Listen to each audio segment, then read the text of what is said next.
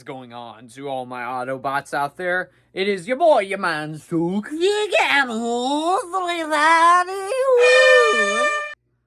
Back at it with another review, and this is a whatchamacallit, a retro review, if you will. And if you missed my short the other day, I said I am going to be reviewing every single Transformers movies except for Transformers Rise of the Beast, because I already reviewed that on the channel a while back. So reviewing all those past movies from the reviewing them and building up to Transformers 1, which is of course coming out 2 weeks next. Well, I'm seeing an early screening Saturday. Simple as that. I'm all over the place today, guys. Sorry. And we are starting things off today by reviewing the Transformers the movie, which that's a interesting title. I'm just gonna call it Transformers the movie. Anyways, but before we get into actual beginning of the video, what's up, guys? Don't forget to subscribe if you're new to the channel, because number one, it's absolutely free, and number two, it'll also maybe help with the YouTube algorithm, recommend video to more people. Maybe they could join that fam. And do feel free to comment your thoughts on Transformers the movie down below from the 80s. And with that being said, guys, let's get right to it. And before we get right into it, we are going to do a quick plot synopsis before going to the actual review itself. So let's go there, shall we? So transition and choose. The heroic Autobots defend their homeworld Cybertron from the evil Decepticons. Both factions are seething with anger, and that hatred has blinded them to a hideous menace headed their way. So whereas this movie, I've before watching it again yesterday, I've only seen the movie once, which I got it on 4K Steelbook. Well, I don't know if you guys can see it because my green screen's going, but I got it a few months ago, and I watched it for the first time. So I needed to rewatch it again because I thought it was solid the first time I watched it, but I kind of forgot about it. So let's get into actual review itself, shall we? So starting off with good, we always start off with the good here. I have the soundtrack. The 80s soundtrack in here is awesome. You do get that 80s aesthetic. Every single time the main music was playing, I was going, especially that opening theme song, the Transformers beginning, and it's so epic and stuff. And of course, you also got oh, wait, why'd I forget the other song? Anyways, but there's lots of songs that you'll recognize from here that definitely fit with the vibe of the film. Alright, next up we have the nostalgia. I think it is a very nostalgic movie to revisit. To see everyone what they watched around that time every Saturday morning in the TV series and bring it to live movie form.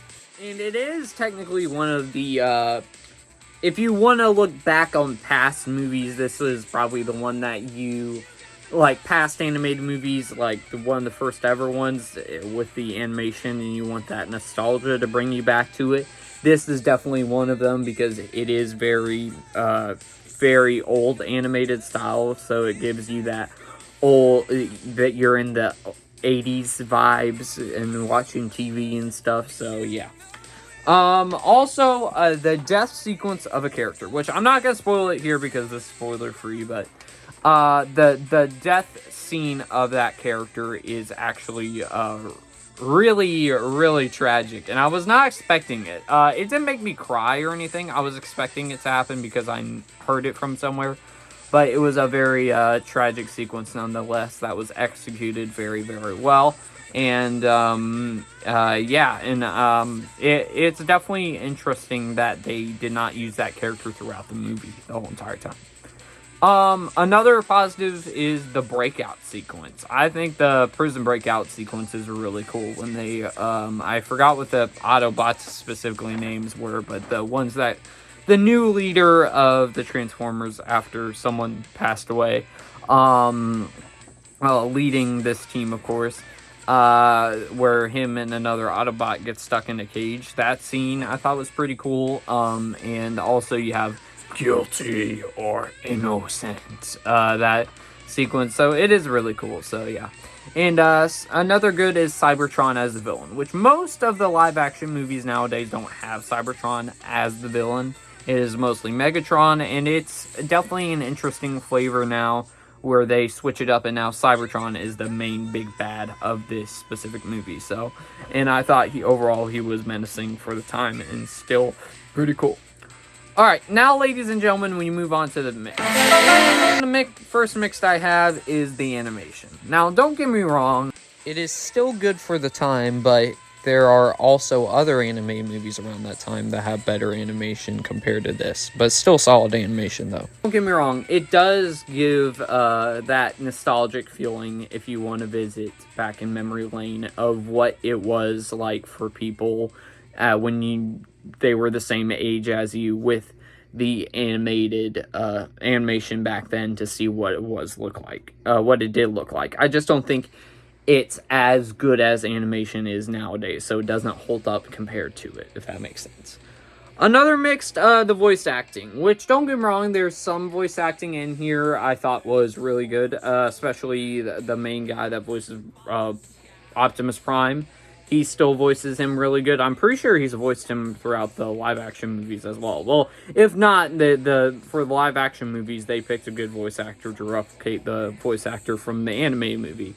But there's some voice acting in here where it has that very old animated villain type of voice that you kind of go, you can definitely, it's a little bit older, so, and it's got that TV vibe to it, which this is straight to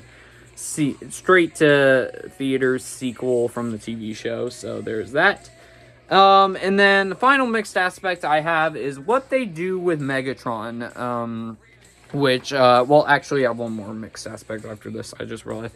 I was overall confused what they did with Megatron in this movie, because I was confused if he was replaced by Galvatron or if he was Galvatron, but he just changed his name. I was so confused throughout the movie, so please let me know. So that's why it's a mixed aspect. And then the final mixed aspect I have in here is the tonal shifts. It is very odd. I mean, you have a sequence in here where people are being sentenced to death even though they're innocent. And then it immediately follows it up with a scene. You'll see Autobots all of a sudden just dancing. So very awkward tonal shifts there. But anyways, now unfortunately we move on to the bad. And the bad, I'm gonna have to go with the sound effects. Kind of, I hate to be a broken record, as I mentioned before, with the animation kind of being a little bit dated, but still kind of cool to go back to. The sound effects, I don't think aged that well. That is the worst part of this movie, because you can definitely tell the sound effects are very gravelly, and you can tell they have a specific object used for that specific sound effect that you kind of go, yeah, the sound effects don't sound that great, and they haven't aged that well compared to other movies. So yeah, that's probably the biggest one I have with this particular movie, is the sound effects for the time, because it was just going, that doesn't hold up. Bumblebee being a side character, and don't get me wrong, so hear me out. So I've never watched the TV series, so I don't know if Bumblebee was always the side character or not. I grew up with the live action movies, so when I watched this for the first time a few months ago, I didn't really see that Bumblebee was a side character. I totally forgot he was in the movie. And this one, as someone that grew up with the Michael Bay verse Transformers movies, it was odd seeing him as a side character. So it's just, if I watched this first before the actual live action Transformers movies, maybe I'd have a different mindset to it. But yeah. There's that. And then the final bad I have is the ending shot of the movie, which I was just confused by it, because I don't know if overall I don't know. It's just, I hate the ending shot of this movie. Like, the battle's cool, don't get me wrong, but when it's about to go to the credits, to get one last shot of the movie, and I don't know what that's supposed to mean. Is that supposed to mean, oh, there's a new season of Transformers right after this that continues off of this movie? Or they were trying to set up another anime movie? Or it's just, oh, yeah, you can definitely tell that character's dead, or whatever. Or, oh, maybe that'll come back soon. So, overall, that was just a personal negative of mine. But with that being said, guys, let's bring out the toxic meter. And I will give this a toxic goodness, and I will give it a B. I'll give it a B. And for Transformers fans that have watched the live action movies, I would recommend to see this one, because, you know, it's a good little kick of nostalgia to go back to building up to Transformers 1, which will be an updated animated movie. So, yeah, overall, that's just my thoughts on Transformers, the movie, or whatever you want to call it, or Transformers, the movie. Be sure to let me know your thoughts on the movie down below if you've seen it. But with that being said, guys, I'll see y'all next one, everybody.